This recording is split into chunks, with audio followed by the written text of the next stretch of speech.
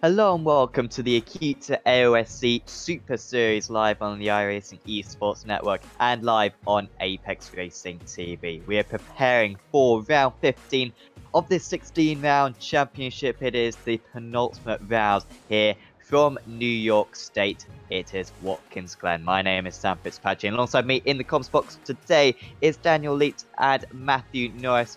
Scott Newton on the production.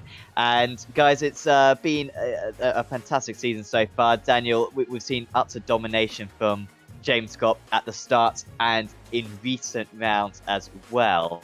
And he's certainly looking very strong going into the final couple of rounds of the championship. It seems like he's already got one hand on the trophy. Yeah, good evening, Sam and Jane, Matthew, and all the viewers tuning in. Great to have you back in again for the second to final round of the championship. As you say, it's been fantastic watching throughout the course of this championship. James Scott, though, he's got everything to play for here. He's got a fantastic gap advantage over Andrew Gilliam. We've still got plenty to play for, a little lower down in the order, but he's potentially looking here, if he can get a really good solid result tonight, at maybe wrapping this championship up one round early. Yeah, that could potentially be the case. No, this Watkins Glen circuit, we're not using the boot layout today. We're actually using the short layout. It's the NASCAR layout plus the chicane. I mean, high speed circuit. The race is going to be run at an incredibly high speed and potentially pretty high attrition as well with the nearby walls. Absolutely, mate. It's going to be really fast. Only a short 38 lapper here tonight, so it's going to be tight and twisty. A bit like Lime Rock last week, but it'll be super fun to watch at the best version of Watkins Glen going around. Absolutely. So we should give a big thanks to all the sponsors for this championship, because these are the guys who make this series possible and make it as good as it is. So Acuta Solutions, the title sponsor, who provide rigging hardware and safety equipment. Next over Racing, who work on racing and flight cockpits.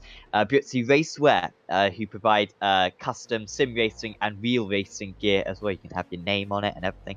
Motum Simulations, who have VR racing centres across Australia. Really something cool to check out. Night Rider Designs, if you're looking to create some liveries on iRacing for yourself or for maybe a team, they're certainly the guys to go to. Wolf Graphics, who do personalised stickers and signs. Sam Blacklock Media will be doing the race highlight phases. You can check them out on the AOSC Facebook page after this race, and also Race Management Service. Thanks for them for helping up set up these sessions. Of course, thanks to the admins as well. They can certainly take the majority of the responsibility, and the drivers as well, because this should be a very good race coming up. We are currently in a 20-minute qualifying session. Only one split for today, so pre-qualifying wasn't too important. Everyone has got into this top split for this race. And yeah, we're currently in a 20-minute qualifying session. On pole position at the moment is Jordan Ross, which is quite unusual, Daniel, to see Ross up there. I don't believe he's got a pole position this season. No, he hasn't had one yet, although earlier in the championship, he was very, very consistent when he was with ERT prior to switching over to Synergy Sim Racing. So it's good to see him returning to a little bit of form at the moment. He's got himself about 500ths of a second gap advantage at this point over Jack Boyd, who, again, having a fantastic run for Gone Motorsport. Our current championship leader, James Scott, just a fraction behind both of those two in third position. And don't forget, we saw last week, recently just changing teams from ERT, switching over to Altus, continuing on that good form we've already had.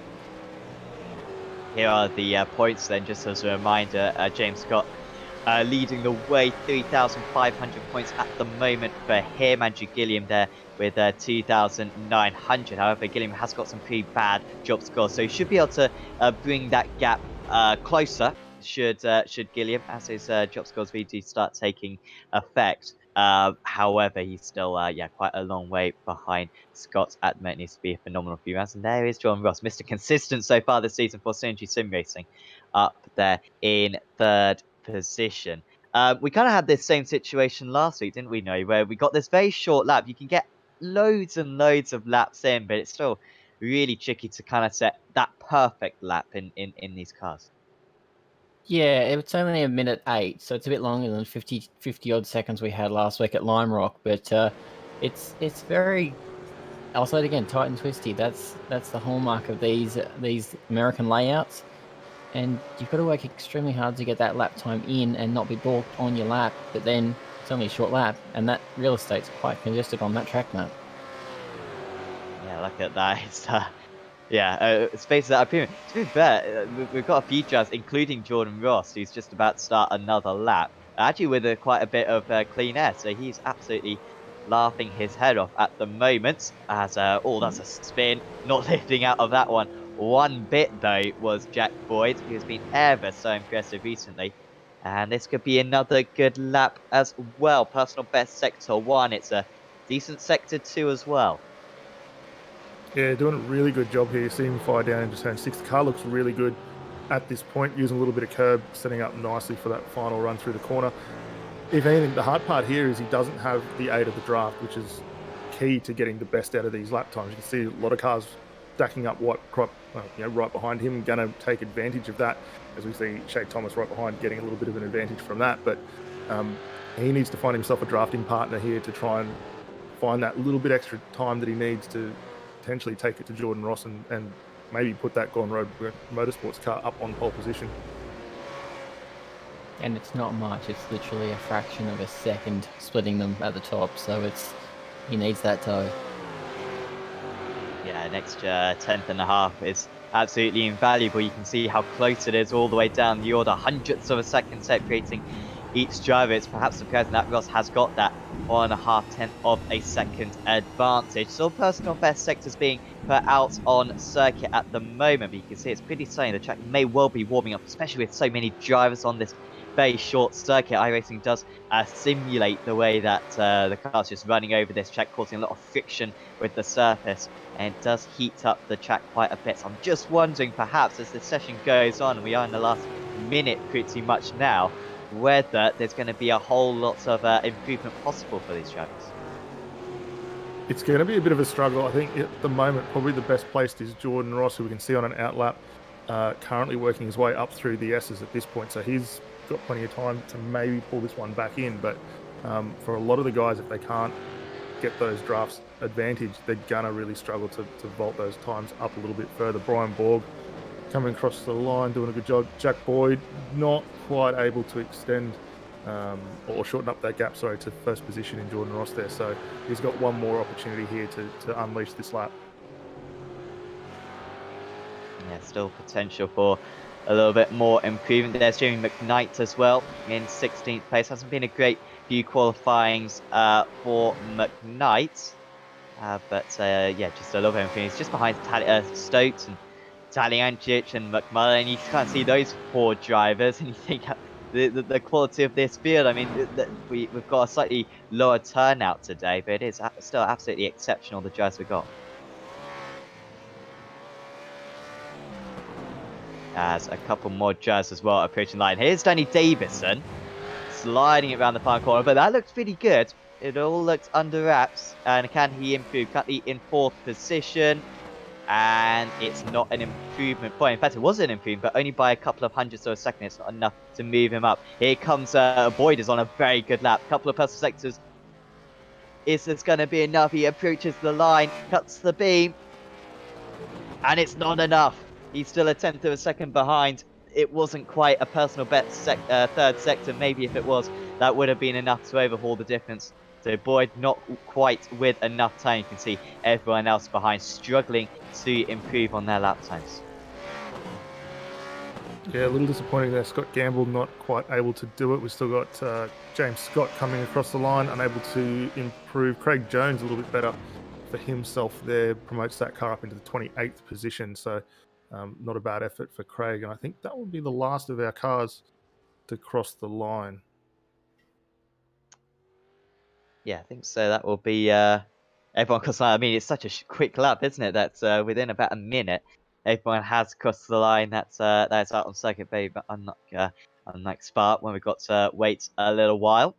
But really tricky first corner. I reckon this is from what we've seen in the last few months with the new tyre model. This is possibly the toughest first corner in all of iRacing, because it is so narrow up the hill. It's so easy to hit the wall, and then you have a check blockage. We do have the option for a safety car, but I mean, disaster really can spell round this Watkins Glen circuit on this opening lap. Of course, if we do have any restarts as well when the tyres cool down a little bit, it could be a big problem. But here we are then, got the grid lining up, and from what I believe is the first time Jordan Ross on pole position. I might be wrong, but I believe he has not been on pole position all season, and he's on pole by 1/10 of a second at the moment. Jack Boyd in second place, improved late on, but Boyd looking really strong as he has done for previous rounds. James Scott, championship leader, starts in third. Then it's Dane Davison. Watch out for Andrew Gilliam, a little bit of a disappointing qualifying for him. There's Adam Briggs, Tom Freer, Bradley Rittu, Brian Borg, Ross Rizzo, Thomas Hines, Scott Gamble in 12th place, and it's Marlon McMullen, Michael Talianchich, Carl Stokes, Jamie McKnight, Greg Sharp, Blake Delaney, Rob Bowden, Shay Thompson, Jacob Knight, Josh Morgan, Jamie Stovall, Jet Bennett, David Kimman, Marty Hansen, Jamie Dyke, Craig Jones, Michael Whiting, Luke Holland, Brody Scott, Todd Parks, Andrew Modric, Nathan Tregarthen, David Coleman, Simon Bayer, Jackson Barry, Chris Barnes, Matt Morris, Mark Dial, Blair Walton, Roy Clark, Tony Gaffer, Dave Baldock, David Walk, and I believe that is the entire 45 car order for this penultimate round of the championship. We've just got a couple more drivers, I think, to get on the grid, but I'm saying pretty much everyone is on the grid. Maybe just got a couple of drivers near the back, I think. Maybe the safety car, of course, won't be taking the grid either. But what can John Ross do from the pole position? Really important that he does hold this lead. It's difficult to tell how tricky overtaking is going to be in this round of the championship. But the green lights for the penultimate time this season are about to illuminate this Watkins Glen circuit. Ross versus Boyd. And away we go at Watkins Glen. It's a strong start for Ross to keep the lead seemingly. It might be a good opportunity for Davison, in fact, from fourth position. There goes Scott as well, just trying to hold off on the inside of the circuit. Good start for Tom Freer to get past Adam Briggs. That's for sixth position as they all go double file through the first couple of corners. Side by side with Freer still, and he's lost that place actually back to Adam Briggs, who just moves back ahead. Boyd, though, is looking really racy in these early stages. He knows that this could be his best chance at the overtake, and he's right behind his rival. Scott nowhere near enough to make an attack, but just doing enough there was just the slipstream advantage for Boyd. Wasn't enough to get close enough. No, it was a really solid jump from both cars off the front row. Fantastic jump also for James Scott, able to vault that car up one position. But both Ross and Scott did a really good job going very defensive early on. So you can see Davison just hunting behind James there, looking for an opportunity to pass down into six. Not quite going to get it done, but the guys obviously with tyre pressures coming up, they're going to want to make the moves as quick as possible, get them sealed away, look for the next opportunity that they can get. Further down the field though, everyone else looks to have got back through, no major issues there at all. Yeah, very few problems so far. I'm seeing Dave Kimman up 3 places, Shay Thompson down 4 places. Oh, this could be 4 wide. That is very close, and there's going to be contact now, and that's Greg Sharp. He had a really good qualifying this Sharp, one of his best of the season. Oh, and we've got cars all sliding back onto circuit, and then almost a driver as well making contact, I think, going through turn 2. That may have been Blake Delaney, I think, just getting shoved out and then losing the momentum down this back straight. Yeah, and once you lose that momentum as well, you struggle a lot to try and either keep the cars behind you and then gain the forward momentum that you need to go through. Some too wide action as the guys file down through the inner loop there. And we were talking about this a little bit before we went to air, and that's going to be one of the key areas to try and get the most through the cars, get them floated over through the curbs, quick left, right, and then set up for that turn 6 hairpin.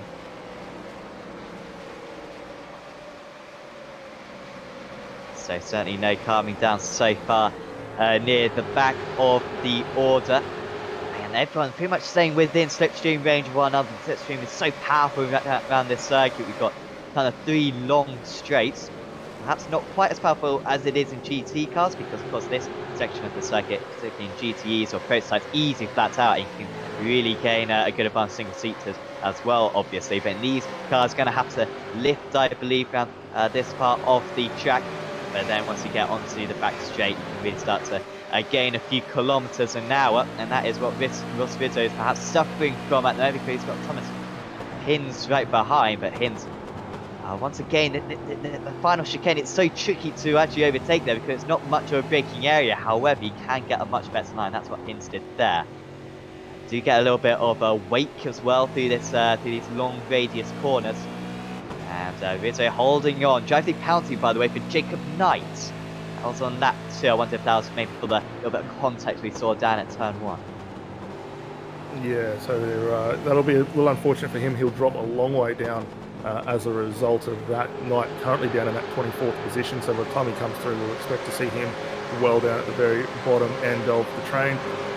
Ross Rizzo, though, not going too defensive at this point. He's going to have to be careful here. It looks like Hin's going to get that car down the inside quite nicely. Mullen closes up now, our current 5th position in the championship, gaining more and more points. But Mullen here definitely be looking for a run down through that inner loop. And as we saw the lap before with Thomas Hinz, definitely 2 line or schools of thought for these guys to go through. Brake a little bit easier, get the nose dialed in and gain that mid-corner speed. First, the guys maybe trying to defend, just carry that little bit extra and sacrifice a bit on the exit. Yeah, so tricky in these cars. Oh, that was nearly an effort there from McFarlane.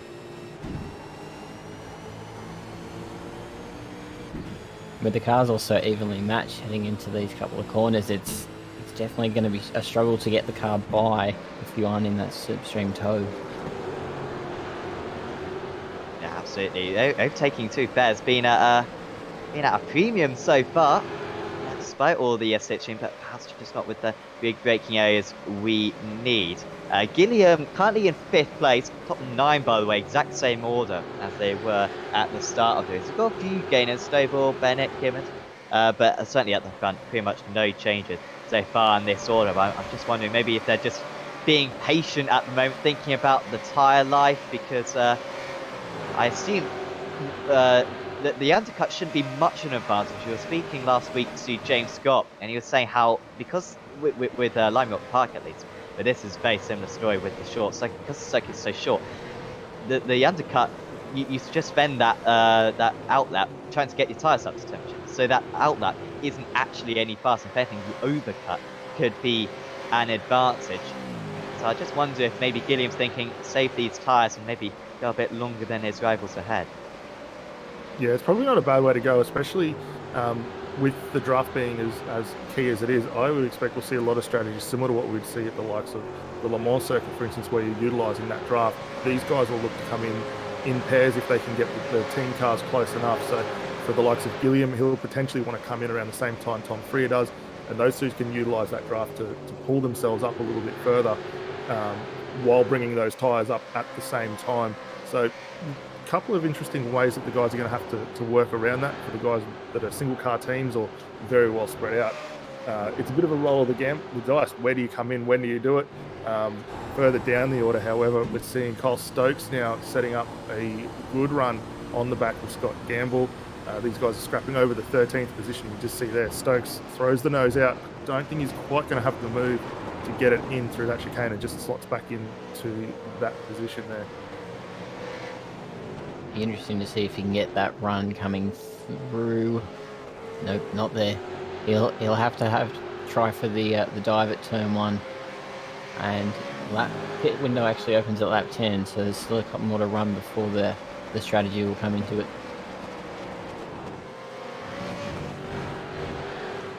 Getting closer up at the front. Seems to be getting a slight 3-car pull away. We saw Davison nearly overtake Scott. It was a really good launch off the line for Davison on lap 1. And since then, I think he's just been dropping back on that last lap. Ross, 1 minute 9.6. Boyd a 0.5. Scott a 0.5. I'm too bad Davison wants a 0.5 as well. And then behind that, Gilliam with a 0.8. Gilliam just not with the same pace. Remember, this is the guy who won at Belle Isle earlier on in the season. Rizzo has had a small issue, although actually that was just a connection issue. Popped back up. But this is slightly unusual territory for Ross. He has been very competitive, as we've already said so far this season. but leading a race. And of course, Jack Boyd as well, potentially his first opportunity at race win as well. He got second place, I believe, at Phillip Highland. But that was when Scott was pulling away massively. This is a very different scenario for him. Yeah, it's actually been really interesting to see the development of all these guys over the course of this championship season, and how we saw a lot from James Scott early on, took those 4 back-to-back consecutive wins, and everyone else has really sort of risen to the challenge and started coming on very, very strong. For Ross, he'll be absolutely loving the fact being out in front. I know it's been quite a while, not only since we've seen him in the Synergy cars, obviously making that shift through the course of the championship, but yeah, it was only a couple of seasons ago he was one of the key riders up in that championship contention, and he's doing it again this time. He's well up in the points, currently sitting in the third place at this point, and continuing to gain those points. Jack Boyd, though, he's really come out of nowhere this season, and to find himself up in that second position, not that far off the likes of your Jordan Ross, ahead of James Scott at this point, he'll be absolutely loving that.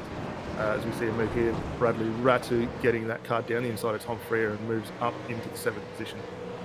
It's quite generous there from Freer. That was very simple for Ratu, who moves up into 7th place. The only change we've got currently out of the top 9 drivers. And I wonder if Freer perhaps feels like might have a good chance at catching up. There is Gilliam, and I think Gilliam's going to lose a place here to Adam Briggs. Contact between the two of them, and Gilliam's going to lose more than 1 place. He's going to lose 3 positions, I believe, just behind Freer, and now the redress straight away from Briggs. And well, that's infuriating for those 2 guys because they've got the same battle now, but they've lost 2 places, and now I think Briggs is going to lose another position. Well, yeah, and that's the awkward thing, is obviously he's done the right thing. He's redressed that position. That'll definitely be looked upon favourably from race control, but in doing so, it immediately put him under attack from Brian Borg and Thomas Pins, who were having a fantastic scrap just before that. As we cut to the replay, we'll check out how this one was set up. It started through the back end of turn 5, as we were right on board with him, and see the run that he was able to get. For Briggs here, comes down the inside with a huge amount of headway, just not quite able to get that car up alongside. And you see that little bit of contact, left front, right rear, and away she went. Was your view on that one? I'll say no. I was going to say it was just a little bit too ambitious, that move. It looked like it was a fair way back. Yeah, perhaps was a little bit too much for close again. And with Ross struggling a bit, boy can't get the move done, and this is just a biting Scott. I've seen this so many times, particularly earlier on in the season, where Scott's just so patient. So patient, but it's almost arrogance, dare I say, where he's so confident in his own abilities that he will eventually come out on top, that he doesn't feel the need, and that's a fantastic characteristic to have, where you can think that straight as the race goes on rather than panicking. But Ross seems certainly 3rd best out of this trio, I think. Yeah, and we say 3rd best, but I mean, realistically, he's managed to now extend a little bit of a gap over Davison. He's broken that draft for Davison, who you can see just in the back of frame in 4th there. But he's gained time on both our leaders out in front. The lap time is very, very good. Obviously, a bit of an advantage from the use of the draft there. But he's not giving anything away at this point, saving the tyres, setting himself up for a really good run through to finish out this race. They've still got the pit stop yet to come, however. So we could see him maybe even jump if he's able to save that little bit of fuel. He's not going to be stationary anywhere near as long as these guys.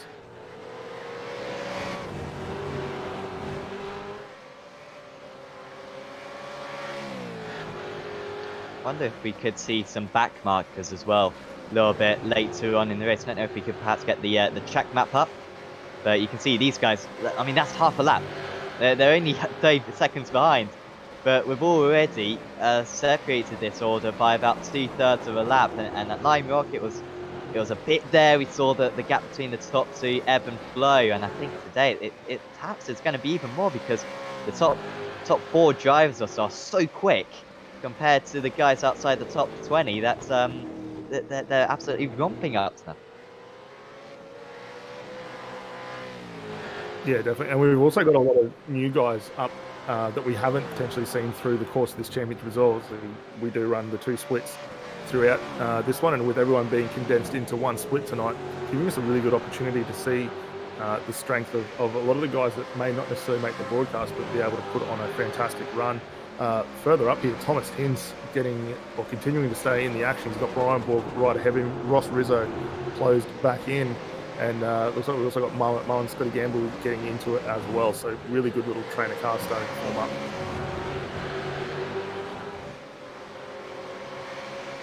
Awesome to see so many teams being represented in this particular battle. But it's odd that we're seeing this at the moment, Noi, that Briggs is kind of falling back into these guys. Remember, this is the guy who was fighting for 5th place earlier on. He looks past than Gilliam, and now, ever since that contact, he just doesn't seem to have the same confidence as he did earlier on. Sometimes it happens, like you'll get knocked around and you'll lose a couple of spots and you just struggle to find your braking markers and all that sort of stuff again. Looks like Ian's just, he wanted that move. And yeah, sometimes it'll just happen, but he'll work himself back into it. He'll be alright. Brian Borg once again having a good race. He got maybe 7th place last time. I feel like someone may have run out of fuel just in front of him. Maybe Jordan Ross who ran out of fuel in front of him on the last lap, and he managed to gain some place. But Premier Racing Team, I think, have really improved. You can see McMullen as well up there in 12th place. You can see those guys very much came back into the fray. Were very successful, I believe, in the old supercars, but maybe not quite so much anymore. Borg versus Hinz. As there we go down the inside, and he just about gets it done. And now Borg, and we've got the spinner, and that is Gamble. Scott Gamble. He has spun into the wall. Yeah, a little unfortunate there for Gamble, just caught up with trying to get the power down a little bit too hard there. Big move though for Ross Rizzo to get down the inside of Brian Borg with the crisscross, but he's going to come under attack here, and the two Premier Esports cars are going to be pushing to get that move done. But for Hinz, the kind of just allowed him a little bit of room here. He's able to continue through the inner loop here. But this top 5 this group of 5, sorry, very, very close together. Very unfortunate though for Gamble, who has been able to get that car rotated around and continuing back on for the race. He's still in 22nd place as Gamble, so not too bad for him. Contact Roy Clark, and that's going to be a slowdown. I think it could be worse than a slowdown. And don't hit that big ridge. Well, he's gone over it a little bit. That can be a lot worse. That's ruined a few drivers. 6 hours of the Glen in the past, where you didn't see that ridge until you've gone over it and absolutely broken the floor in 2 pieces. Clark drops down to 31st there. Surprised he kept that pace, given that would have definitely given him a cut track. So he's been managed to stick with it. And he's applying to the 222 some pace. Yeah, I thought he'd slow down more, as you say, but too bad for Clark. That's a late move, and it didn't work out on Scott.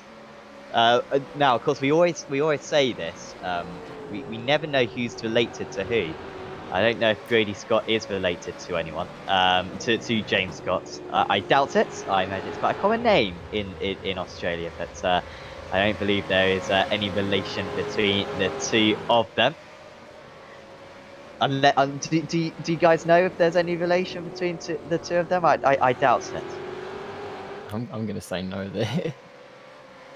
No, I think you pretty well hit the nail on the head there, Sam. No, I don't believe any relation at all, but yeah, good to see them going out there. Up front, the guys are starting to extend that little bit of a gap. Ross still putting in some fantastic lap times.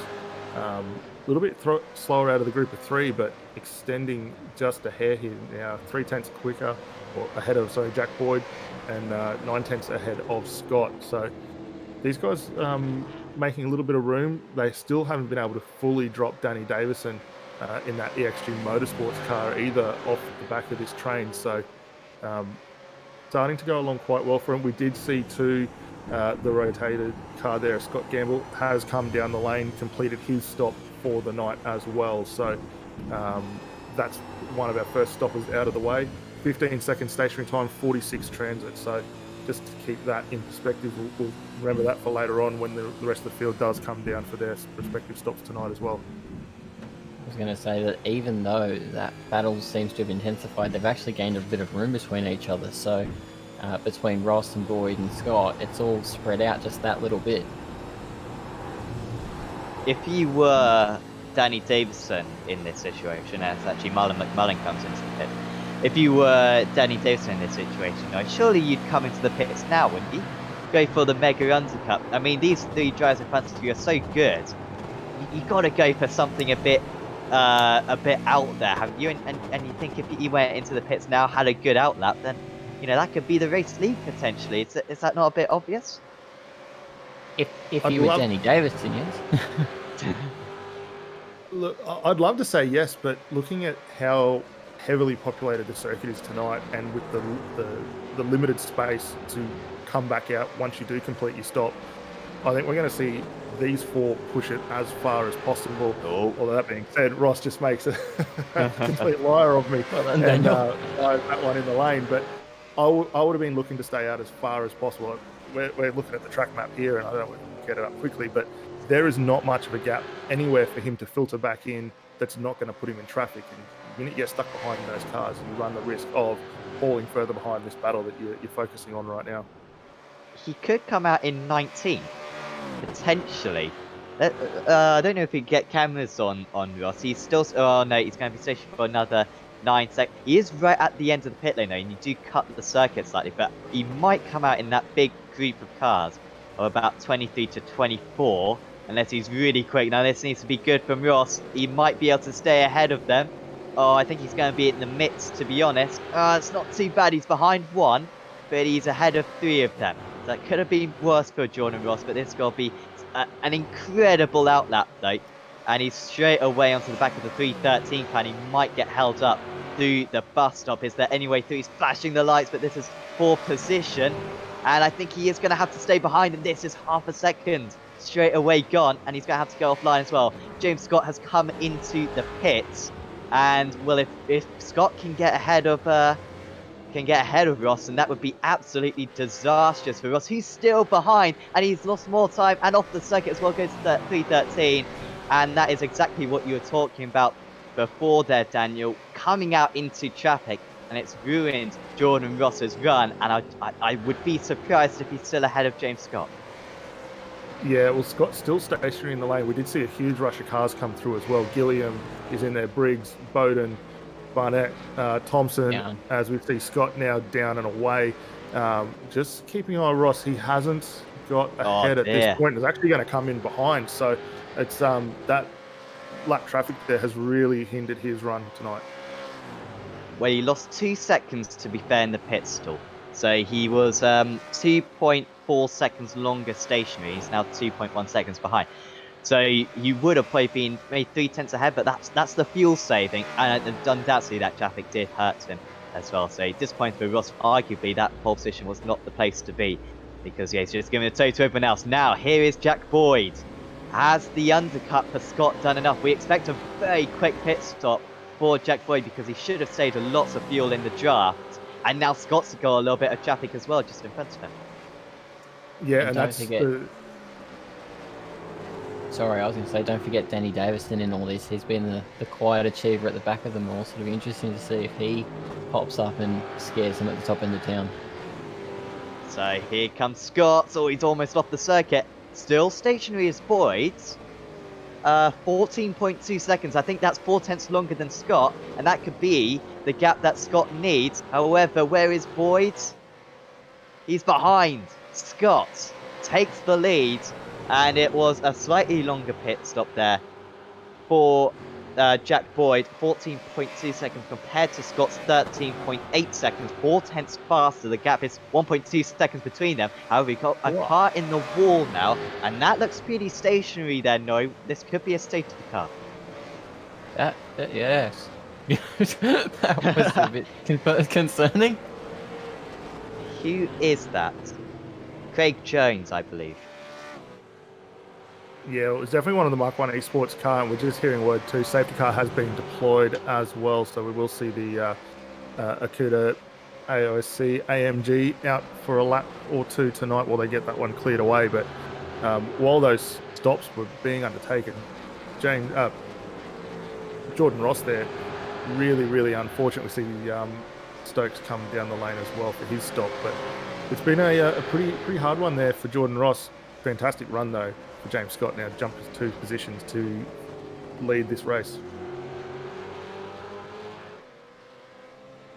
And Davison should stay in 4. Fia and Rizzo coming into the pits. I don't think this will hurt them too much because we want to get the pit stop done now because we're about to bunch up all the order. I don't think anyone's really necessarily benefited from this.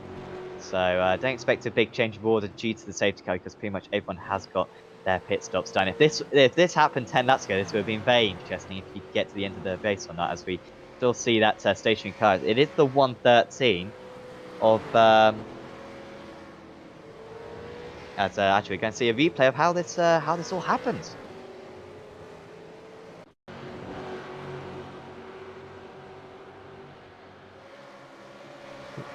Oh, Hold it. that's unpleasant. I wonder if you could get a replay of that from the action camera, Scott, because that might be a pretty good angle of just what happened between these two. As just tried to nip down the inside, there wasn't really much space. No, and that's one of the unfortunate things, especially with the way you run up through the hill down here. It really sucks the cars out towards the outside of the lane, and you could see with Craig Jones trying to just follow the natural racing lines and right on board with him here. That EXG Motorsports car did drift quite a long way out, hits the barrier, ultimately ricochets into the back end of Jones there, and both. It was a very unfortunate finish for that one. Lucky for that EXG Motorsports car not to be stuck in the wall either, and was able to continue on there.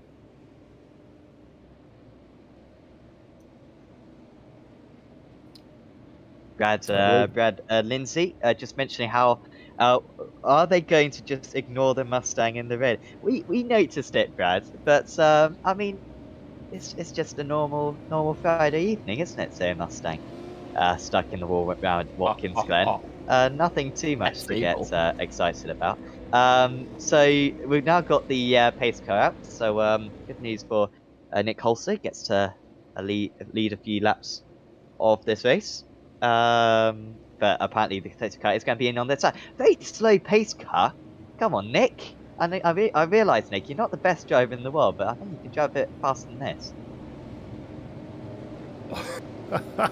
He will love that because Nick's not a fan of the GT cars. He loves his V8s, but doing a very, very good job. Make sure that field's all bunched up. I wouldn't be surprised if we don't see him in there, though, at the conclusion of this lap to get underway. That being said, when that car does come in, we're going to have to keep an eye on where we see James Scott restart this race, because they have been given the authority to start going from the exit of turn 6, and then they can get some overlap started at the exit or entry to turn 7 as well. So be interesting to see where he decides to go. We have seen quite a few guys look to launch these cars very late, and with the flow that you have here, you want to keep them as square as possible to get the most out of the traction from them. Jack Boyd will want to have a go here, and so will Jordan Ross. So this is going to be a restart to watch. Across the tyres, as we mentioned earlier on, so cold right now.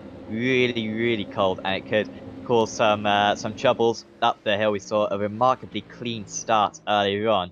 Scott apparently likes the cold tyres. We heard from him after Road Atlanta. He likes to slow down the order. And now there's a little bit of separation as well. I just wonder if there's a bit of concertina effect further down the order. As Scott still holding on. Imagine he's probably going to go just before the penultimate corner. That's probably going to be his best opportunity at making a break. Jack Boyd knows, as he knew at the race start as well, his best chance of this race victory is to overtake right away whilst everyone is very close. So we're about to get underway then for lap 22 of this penultimate round of the Acuta AOSC Super Series. And Scott does finally put his foot down. Boyd stays close. The gap between the two of them is 0.4 of a second. We are back racing here at Watkins Glen International Circuit. And like I said, 0.4 of a second.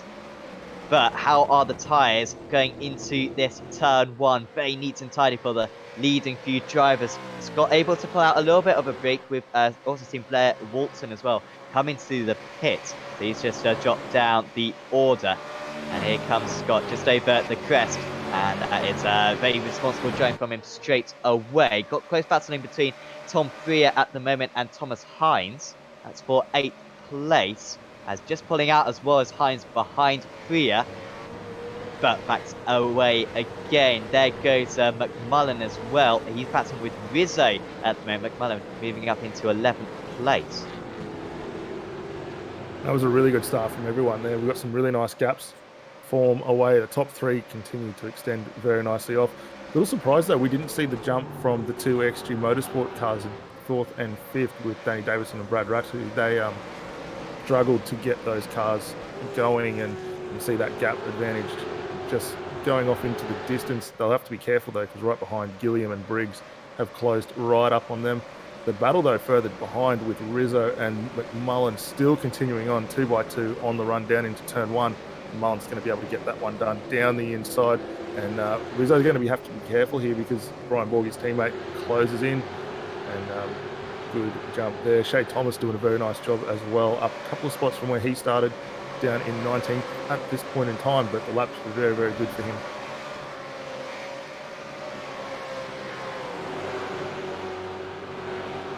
Highest gainer out of the entire field at mate is Nathan Tregarthen. He's up 11 places, up into 23rd. There he is. And we just see a little bit of a move as well further up. That was Carl Stokes moving past Josh Morgan. So Stokes down 6th place. I don't know why Stokes actually dropped down the order. He pitted pretty late actually, did Stokes. He on lap 19. I wonder if maybe the safety car hurts him at all, because certainly is a bit lower than he was earlier on, but should have good pace. Might be a fun end to the race for him. Briggs has just got past Gilliam. I'm just looking at the top of the screen, so that was a long time coming. Remember, they came together earlier on and had to let Gilliam back past did Briggs, but Briggs finally moves up into that 6th position. However, no, I don't think it's going to be easy for him to pull away now.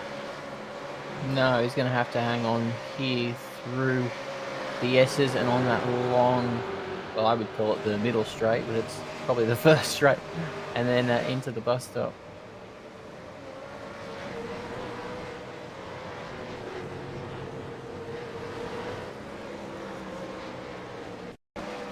So here was how it was completed. Ooh, mistake then from Gilliam. Dipped the wheel onto the grass. And Briggs, thank you very much, because he's been waiting to overtake him for this entire race, and when an opportunity like that comes up, couldn't resist. Well saved from Gillingham, I should say that, because you don't catch the car there often. Camber of the road sort of tips you into the fence. So this is everyone queuing up behind Jim McKnight at the moment. McKnight is up 4 places. But it seems to be well, actually, I think he recently got past Brian Borg, so I think this battle might actually be more stuck behind Brian Borg at the moment. Stovall is interested in this. Also, I think it looked as though Bowden was the closest. Bowden is behind Borg, and also Stovall, really good pace up the top of the hill. Such a confident area of the circuit, and he carried a lot of speed onto the back straight, but there's no way past into the bus stop. Yeah, and Stovall really lucky there not to see a repeat of what we saw for the Mark 1 car before for Craig Jones, with nearly clipping that inside fence as they ran through the top 4 or corner 4 there. So trying to really push the momentum of that car at the moment. He's got Jeff Bennett right in front of him. Those guys obviously dropped back a little bit now from Rob Bowden and Brian Borg. So the battle a little further back starting to really heat up. Right involved in that as well. We've got David Kimmett. We've got the recovering Scott Gamble, who, don't forget, had that spin earlier on, came in as one of our first pit stops as well. So he's working his way back through, down in 18th right now, but plenty of room and time left for him to gain another couple of spots here. I wonder if Jet's just struggling with the balance of that car, as he seems to be a bit more defensive than and that gap increasing to Bowden ahead. So I wonder if he's struggling with that pace in that car. He might be just a touch. The lap times are a little bit down comparative to those around him. The last time by the 110, so not quite there. Obviously, the tyre's still coming back up to the temp at this point, but keeping those eyes in the back of the mirror definitely not going to be helping him right now. Yeah, it's circling back at the moment from Bowden and Borg, and still battling themselves. Here's the race lead. Scott has not pulled away. It's down to 0.2 of a second now. This is as close as Boyd has got for this entire stint. There you can see the gap just marginally falling down slightly on that last tour. And credit to Ross, who seemed to be the third fastest earlier on, but maybe that was just because of the draft. It'll be really interesting to get an interview with, hopefully, all of these top 3 later on in the race. Because Ross, yes, it didn't seem to have the match on these guys earlier on, but now he certainly does. Here comes the overspeed from Boyd. Going to have to force Scott offline, and this is probably Ross's best opportunity, and possibly the biggest worry for Boyd, because whilst he'd love to overtake, he's really under pressure from Ross, and if he does try to get the cut back a few too many times, I'm sure Ross will take advantage of that and probably wedge his car down the inside. Good run as well for Boyd. Again, he's making Scott go offline at almost all of these corners. Into the penultimate corner, round the outside goes Jack Boyd. Can he get the inside potentially for the final corner? He's keeping his car alongside. He's got the nose down the inside. Jack Boyd down in here at Watkins. However, Scott stayed ahead, just couldn't carry the speed, and now here is Ross round the outside going into turn 1. He's alongside Boyd. He's ahead of Boyd, but Boyd has the ideal line. Better exit again, and just Jack is a little bit too cautious seemingly on the inside of these corners. However, he hangs on, but brilliant defense there from Scott. That was really great to keep the speed round the outside through the final corner. Yeah, and that was all set up from the run last time by, up through right here into the inner loop here. We can see the run that Boyd got. Actually, probably the first little chink in the armour we've seen for James Scott, because he had a little bit of a tardy line getting in, ultimately a little bit slower through the turn 5 carousel here where we were going through, which then set him up for a run for Boyd down through 6 and 7. But the pace in the Gone Rogue Motorsports car for Jack Boyd at the moment, very, very good. We're seeing Jordan Ross have a little bit of a wiggle last time by through the S's, and ultimately now he has dropped back a fraction. But while that top 2 continue to scrap it out, he will come back up.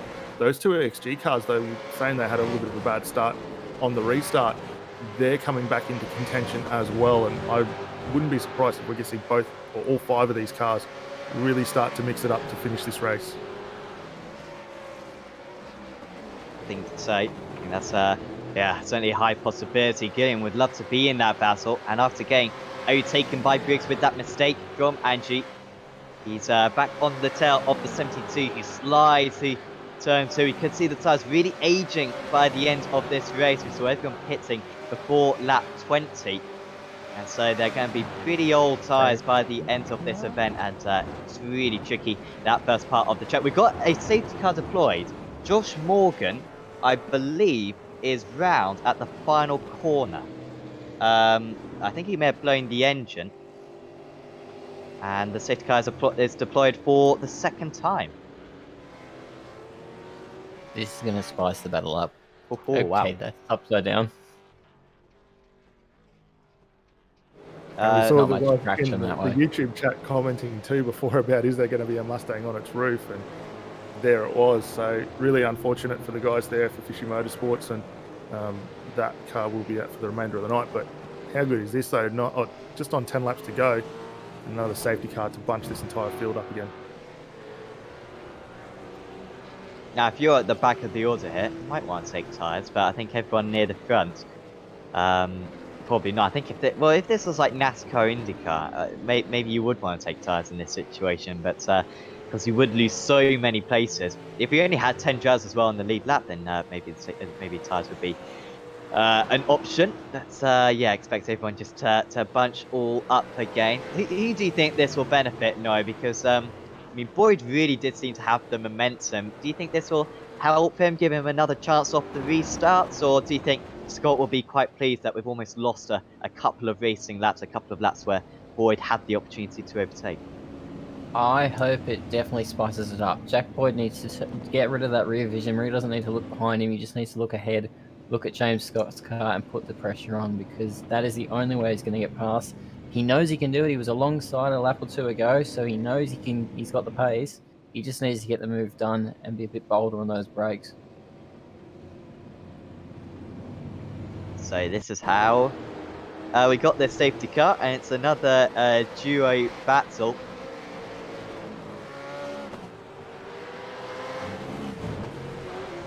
Oh dear. Yeah, it looked like just a simple, both cars trying to exit as hard as possible through turn 7.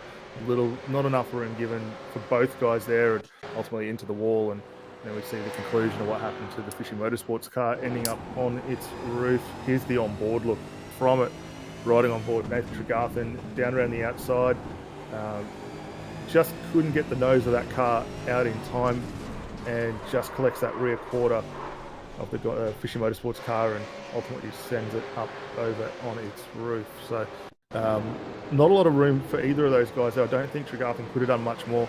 Maybe just lift the throttle just a hair there, but with the wash that Mustang had going out towards the fence, there's not a lot that we could have seen Josh Morgan do more than that. And it just rolls up into the fence, and that would be floating to the top of the tank in my book. We've said it a few times before, and honestly, this is like a weekly or a racely thing. I do a lot of commentaries on the Esports Network, probably about probably only a couple of weeks, maybe 2 or 3 a week. But most races now, there is an incident where the damage model does not look particularly great, where a driver gets kind of hooked to a barrier or hooked to another car. So iRacing, please, so that doesn't look very good on the Esports Network when we're seeing incidents like that. However, I assume the pace car is going to be in this lap. There you go. And I'm not race control, by the way. But predicted that one correctly for once. So we will have 7 laps, a shootout, and once again, the safety car really slow. To be fair, tyres didn't seem to be a big issue last time. Everyone was so responsible, but no, it's just more pressure on Scott. And I mean, we're getting. This is ultimately out of the championship, Daniel. There's still opportunity for Scott to lose this title. Will that come into his mind? Will he think, I'll just, take the points? Or, I mean, I've asked this a lot of the time, but, we've seen the incidents that we've had today. There is a real opportunity that there could be a retirement for Scott today, and he really does not need that. No, he doesn't need the retirement, but he's got points in the bag to play with. Ultimately, he can wrap this championship up at the conclusion of this event tonight. We've still got Bathurst next week, but for any of these drivers out here, they're not here to come second. They want to win this. They're going to put the hammer down. They're going to fight as hard as possible. So expect the fireworks from all of our guys within the top 10. You can see them just wiggling a bit, trying to get some heat into the tyres where possible. They are going to be going hard for this. Boyd's got everything to gain here. Scott got a lot to lose, but I don't think we'll see him back off at all. He'll be trying for the win. So Scott went about here last time. I think he's holding on slightly longer. He's gone at a pretty similar spot, and that will be no surprise for Boyd. I just wonder, maybe it would have been worth Scott to mix it up slightly. The gap is 0.2 of a second. It's much closer than it was on the last restart. Jordan Ross not getting caught out either. And in fact, the entire top 5 much closer. The EXG drivers of Davison and Ritu getting very close. So up the hill we go for the 32nd time in this race. And Boyd taking a bit of extra curve. That seems to rotate the car slightly better. And once again, he might be able to force Scott offline going into the chicane. Boyd not quite close enough though. The 088 keeping on the racing line and will keep good pace through the inner loop. And now this part of the circuit should be all right there, Scott. But this is a tight one. Yeah, Scott doing a really good jump there. Gets the car nicely off. Gains a bit of momentum now to look forward. Both himself and Boyd starting to extend a little bit of a gap over Ross, but look for Ross to come back. They have dropped those EXG cars off just a touch, but if there is any form of contact, those guys are definitely going to be in contention here for a potential podium at this point as well. I was going to say, from that restart, the EXG cars actually went with them a little bit, but you're right in there, Daniel, that they've dropped off now. Interesting to see if this battle pack keeps spicy as they keep climbing those S's and now all 5 of them seem to be minus turn. Boyd just seems to. Boyd takes a lot more curve. You can just see how he turns in slightly earlier. I really think that is a good line for him. It does seem to yield him maybe a couple of hundredths of a second, but there's not much difference in it. So we go into the chicane once again, and the laps are just ticking down at the moment. And Boyd is yet to get close enough. This is so much like an oval race at the moment, where you're kind of just waiting for that small opportunity to get underneath your rival. You're close for lap after lap after lap, but there's just not quite a way through at the moment until he gets that slightly better launch from one of these corners leading up to a straight. But Boyd does look like the fastest driver out on He looked like the fastest driver in the first stint as well, and the gap is smaller again on this lap. It's down to 1.5 tenths of a second, and Boyd almost having a look at it. Scott didn't have to move offline. He's keeping resolute right now as the champion-elect, and Boyd just getting a slight aero wake, I'm sure, around this part of the circuit, and then just doesn't quite take that tight line this time and had to get out to the throttle just marginally.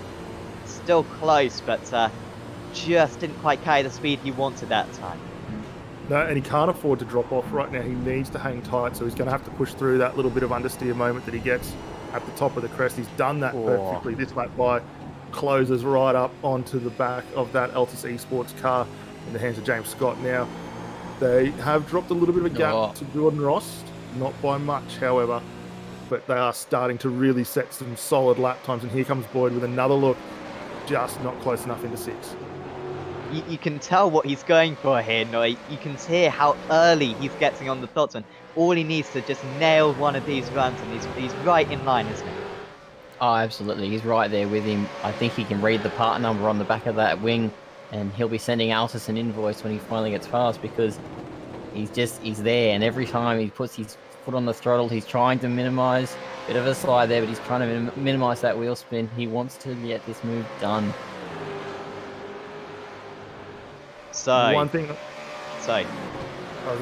I am noticing from the James Scott car at the moment, it does seem to have a little bit of understeer, which is helping him get the drive through the mid corners. You can see him throw the car in really early on, and it just sticks. It's not wanting to push around like we're seeing with a couple of the others. You see him nice and clean through that inner loop again, and that's just probably that little bit that's helping him right now.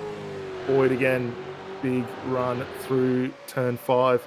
Oh, that's good. Wheel. Scott there, that's not going to help him at all. That was really good there for Boyd. Surely Scott's going to be offline this time, but no, he keeps on getting to the racing line, and this is incredible racecraft right now from Scott, because he knows when to defend, he knows when to keep it on the racing line, and he's not giving his rival anything at the moment. Absolutely nothing. Ross is all over the back of these guys, but honestly, I think probably Ross's best strategy would just to be let these guys battle it out, not try to put off Boyd too much, because I'm sure Ross would love to get a race win, as this is definitely the closest Boyd has been. He can't get any closer than this. Can he get the turn in this time? Yes, he can, and he will surely be alongside down into the chicane. Scott went defensive once before, and he'll have to go defensive again. To the outside goes Boyd. This is what we saw earlier on, and he should get a really good launch, but it's single file around this part of the circuit. Boyd tries to get onto the inside. He almost got the cutback through the mid parts of the chicane, but it wasn't enough for him. But once again, he's all over the rear wing of that Altus Esports car. And once again, I think Scott's going to be forced offline. Can Boyd go to the outside? He goes to the inside instead, down the inside, but it's not enough. And here comes Ross on the outside. It's not going to work out for Ross. He nearly drops the car, and he does drop the car heavy into the wall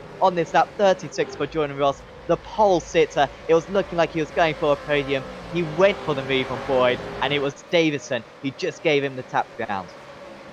That was really unfortunate there for Ross, because you could see the way all 3 cars expanded out for that run into turn 6. He had only that one opportunity around the outside there, and there wouldn't have been much contact.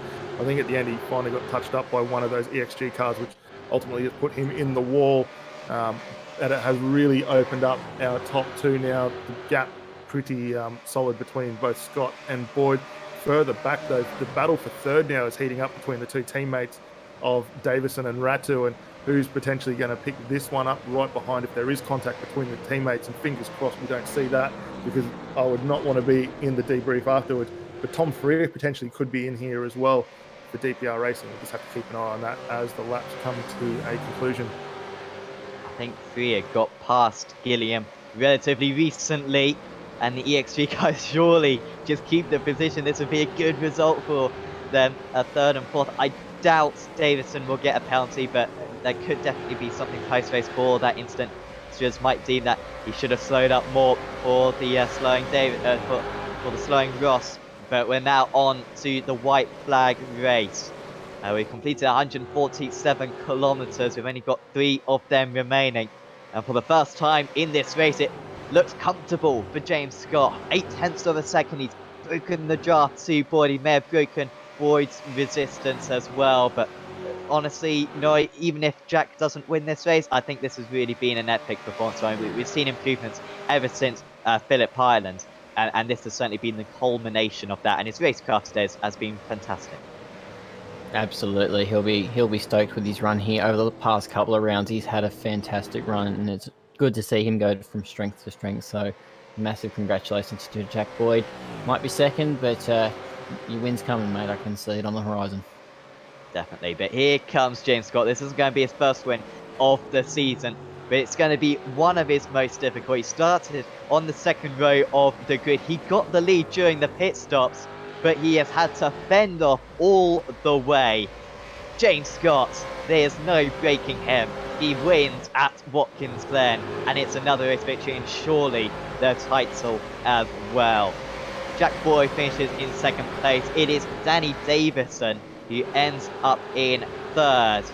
And it's a very close field. After that late pace cut, Greg Sharp can't quite get past Modric across the line. But Daniel, we've seen some good battles this season. I think Haber versus Scott has been really good in the enduros that we've witnessed so far this season. But I honestly think that Scott versus Boyd battle that might just take the mantle for this season.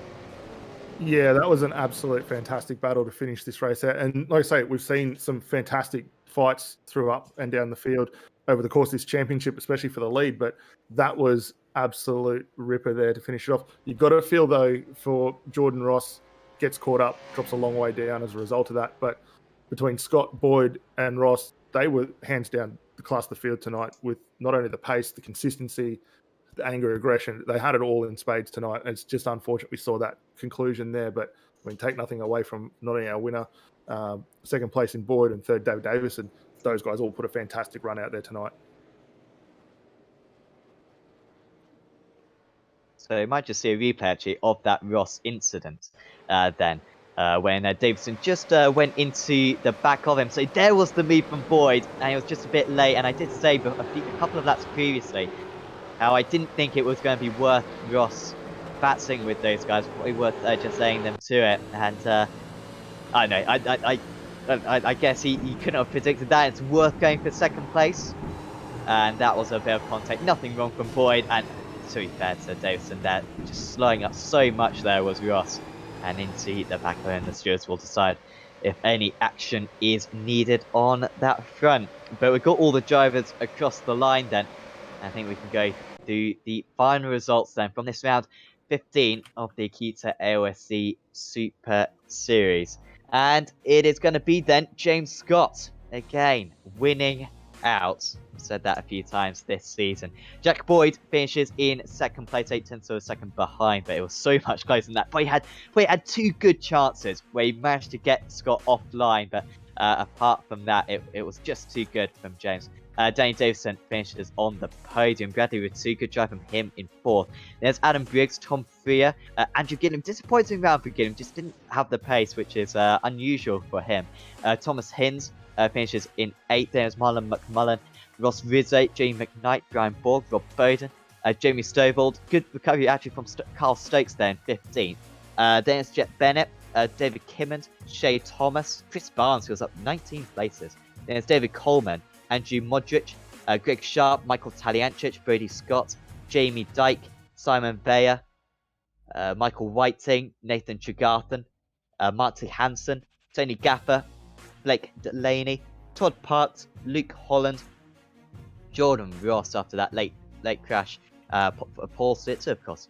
Blair Walton was in 35th. There was Mark Diddle, Josh Morgan, David Walk, Scott Gamble, Roy Clark, and Dave Baldock. The retirees were Craig Jones, Jacob Knights, Matthew Deere, Jackson Barry, and Matt Morris.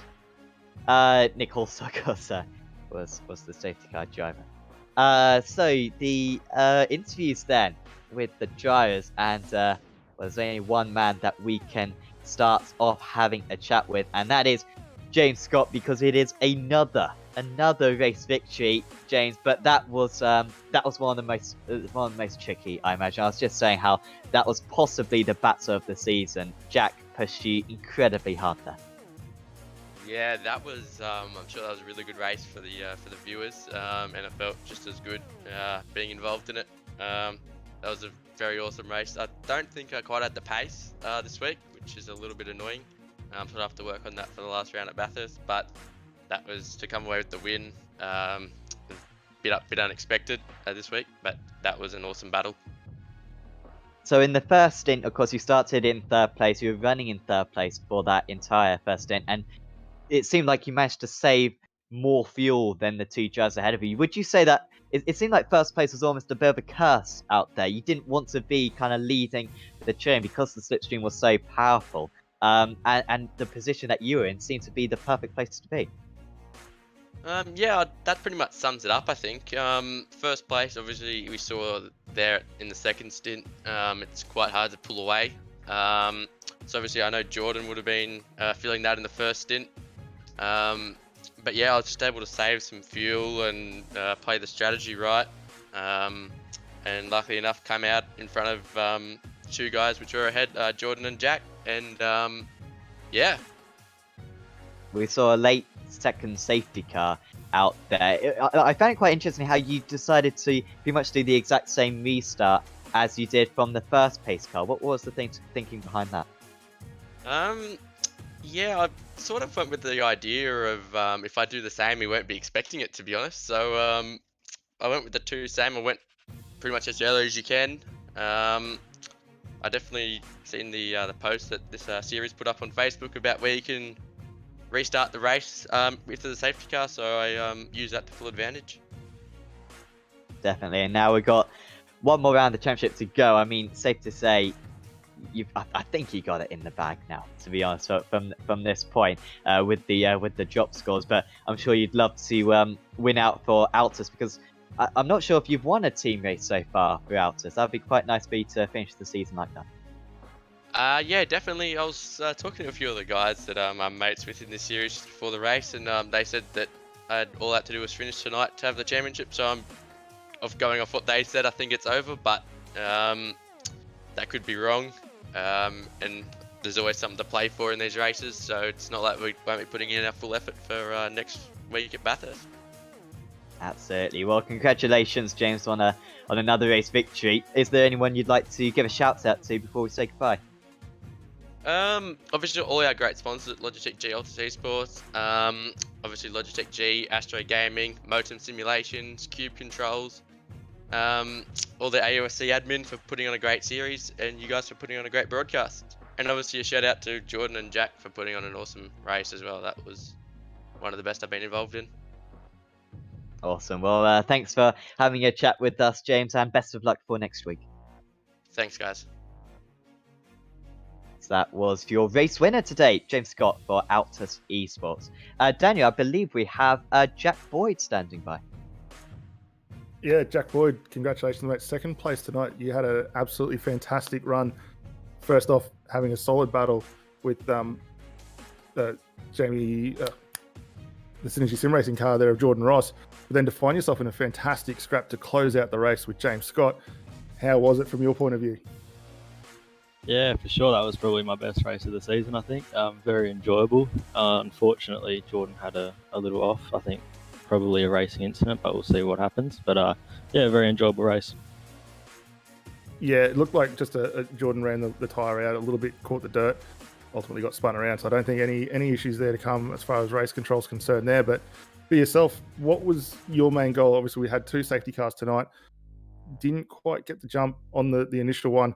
The second one, right up against the back of James Scott. And we saw right at the conclusion there, you were in it to win it. Did you think you found the spot where you could have got a move done on him tonight? Yeah, for sure. It's been great to finally have the pace to battle for the first position. And the main goal with the safety car was to obviously be with him, stay in the draft, and it paid off. Really good race. And what have you guys found in the car? Because I mean, we've seen over the course of the championship, the Gone Rogue Motorsport cars have progressively worked their way up towards the front. I think it was Phillip Island we were commenting on, where you had a fantastic run there. I believe it was second place at that point. But you guys have really come on strong for the final half of the championship. Is there something in the car that you found that's really suited your driving style that's helped with this now? I'm not really too sure, to be honest. I think it's just been, we've all been on doing laps every day of the week pretty much, and just playing with lots of things we haven't done before, and we've found a lot of things that have worked. Fantastic. And then next week we go to the conclusion of the championship. We're off to Bathurst, 650 Ks.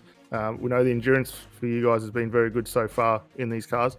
Are you looking forward to that? And what are your expectations coming in to finish off this championship? Yeah, 100%. It should be a great race. Everyone loves Bathurst. For us, me and Damo will be aiming for the podium, and hopefully we have a good one. Fantastic, mate. Well, we wish you all the best. Again, congratulations on a fantastic run tonight, coming home in second place for Gone Rogue Motorsport. But before we let you go, is there anyone you'd like to give a shout out and a thanks to? Yeah, again, all the boys at Gone Rogue Motorsports for helping with the sets and always been on to practice. Team sponsors MSS, Fred Bella Crash, KSW Painting. Thanks, guys.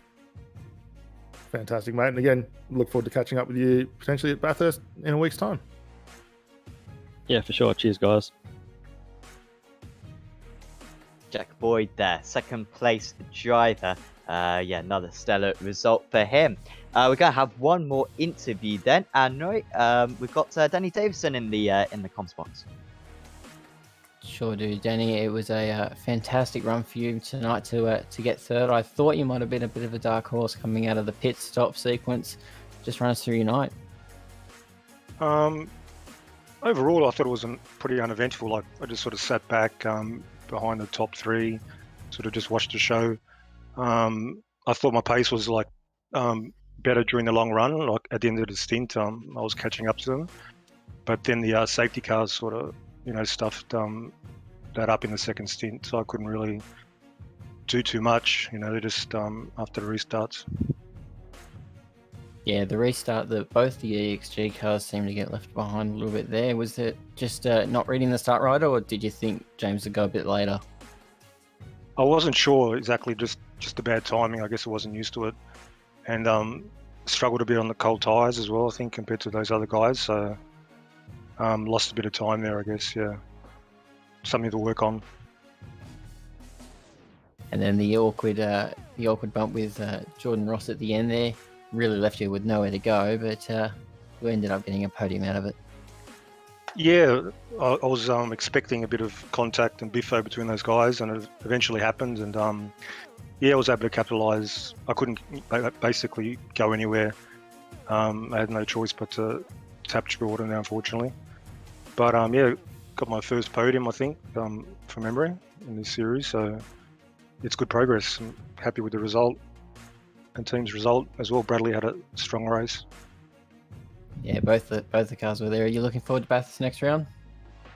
Not really, because I usually struggle at Bathurst and it's a really tough track. But might have to put in some extra practice laps. But we'll see how we go. Anyone you want to thank tonight here, mate? Just like to thank the boys of the team. The XG sort of got the car working pretty good this weekend, and Natrad radiators, and Thanks so much, Danny. Have a good one. No worries. See you next round. So Danny Davison there for EXG Motorsports. Really good performance from him to get another podium. So we've got one more round of the championship. Romania course, and I think it's a circuit called Bathurst. Yeah, that one. Got a little bit of history in supercars racing, so that's going to be absolutely epic. The drivers going to know that place like the back of their hand, so certainly check that one out. That will also be an endurance race, so 650 kilometers, and everyone who's watched the previous few endurance races, they have been absolutely phenomenal. Some of the best races we've seen all season. So certainly do tune in for that one. We really recommend it. That will be on at pretty much the same time next week. Of course, if you have enjoyed this video, please do leave a like on it, and of course also thanks to all the sponsors for this championship as well. Acuta Solutions, who do rigging hardware and also safety equipment. Next Level Racing, who do flight cockpits along with sim racing cockpits as well. Britsu Racewear doing real racing gear, but also custom sim racing gear as well. Motum Simulations, who have VR racing centres across Australia. Night Rider Design, so if you're looking to get a livery for your team or for yourself on iRacing, certainly do recommend going to Night Rider Designs. They do some fantastic stuff. Wolf Graphics, you have personal stickers and signs. Sam Blacklock Media will be doing the race highlight photos as well. Check them out on the AOSC Facebook page. And of course, thanks to the admins, and thanks as well to the drivers, and thanks for you for tuning in. If you have enjoyed this video, do leave a like on it, and also subscribe to the iRacing Esports Network, because there's plenty more supercar stuff coming up, along with plenty of other forms of motorsport. So certainly do subscribe for that and turn on notifications. And also, if you wouldn't mind, please do check out Apex Racing TV as well, because we've got loads of broadcasts. Honestly, I counted it the other day. We had 28 broadcasts on our channel yesterday. So that is enough reason to sign up. I'm sure there is something to quench your racing thirst. So certainly do go to Apex Racing TV, and also check out our social media as well, on Facebook, Twitter, and on Instagram as well. But for now, from me, from Daniel, from Nori, and from Scott, we are going to say goodbye, and we will see you back for the season finale of the Acuta AOSC Super Series next week at Bathurst. See you then.